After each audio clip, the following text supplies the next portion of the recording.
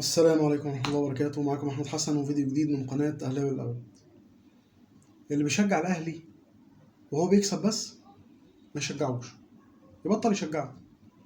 احنا طول عمرنا بنشجع الأهلي كسبان خسران، والحمد لله انتصارات الأهلي دايما أكتر بكتير من إن هو بيخسر.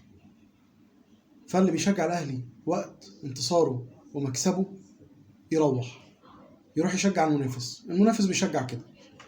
يعني أنا أعرف ناس أصحابي من الفريق المنافس بيستخبوا وقت الهزيمة. احنا ما بنستخباش وقت الهزيمة، احنا بنبدأ نبني وقت الهزيمة.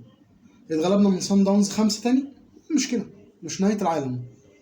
اتغلبنا نفتكر كده من 3 سنين اتغلبنا من صن داونز 5-1، ومن بعدها افريقيا ما شافتش بطولة افريقيا تاني غير السنة اللي فاتت بس، سنتين ورا بعض، 2019 من الزمالك و2020 من كايزر تشيفز، والسنة اللي فاتت راحت مننا في النهائي في ماتش الوداد. فعادي، هو ده حال الكوره. انا كاهلاوي زعلان، اكيد زعلان. انا ما بحبش اشوف الاهلي بيخسر، مستحيل. ما بحبش اشوف الاهلي بيخسر، لكن هي دي الكوره. يعني هي دي الكوره. النهارده ليفربول خسر من بورتسموث، محمد صلاح مضيع ضربه جزاء، عادي.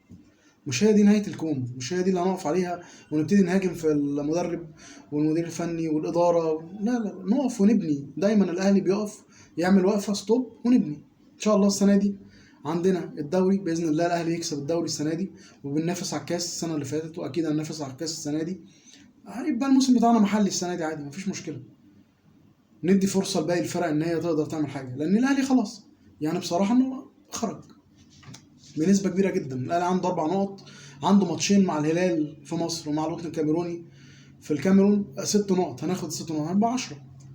الهلال محتاج بس ماتشين تعادل ويعدي هو وصن داونز، واظن ده اللي هيحصل يعني بنسبه كبيره. يعني هو الهلال فاضل له صن داونز وفاضل له الاهلي، فلو اتعادل هنا واتعادل هنا خلاص عدى. الموضوع صعب قوي. يتغلب الماتشين يا ريت، ويمكن الاهلي يعدي. انا بقول كده بس خلاص. يعني انا شايف ان الامل راح، الدنيا صعبه قوي. لكن مع الاهلي ما فيش مستحيل، احنا عارفين ان ما فيش مستحيل. حتى لو انا بقول كده بس خلاص، يعني يمكن من يأسي الموسم ده ان افريقيا مش بتاعتنا او مش هنقدر نكمل يعني. وانا شايف الكلام ده من بدري بصراحه. عندنا نقص في الفريق، عندنا نقص كتير. عندنا عايزين مدافع قوي جنب محمد عبد المنعم، عايزين خط وسط بلاي ميكر، لعيب محترم يصنع لعب للفريق. عايزين مهاجم صريح للنادي الاهلي قوي افريقيا، يكون افريقي طبعا مش مصري. احنا جربنا المصريين خلاص، فشل ذريع. شادي حسين كان جاي نجم من كيلوباترا من سيراميكا، ما فيش السنه دي. حسام حسن كان جاي نجم سموحه وهداف سموحه، برده ما فيش. فعايزين مهاجم افريقي سوبر، يبقى هو ده مهاجم النادي الاهلي الصريح. نبني ونقف جنب فريقنا، نقف معاه في المر قبل الحلو. يعني في الحلو كل الناس بتقف دايما مع فرقها، لكن في المر دايما احنا نقف مع النادي الاهلي ونكمل ونشجع اكتر، وباذن الله الاهلي يرجع احسن من اللي هو فيه دلوقتي بكتير. والناس اللي موجوده ان شاء الله تقدر تكمل الدوري السنه دي، لان خلاص هي دي الاسماء اللي موجوده الفتره الجايه. فخلاص هي اللي تقدر ان شاء الله تكمل الدوري وتكسب الدوري السنه دي. وزي ما قلنا بننافس على الكاس السنه اللي فاتت والكاس السنه دي ان شاء الله.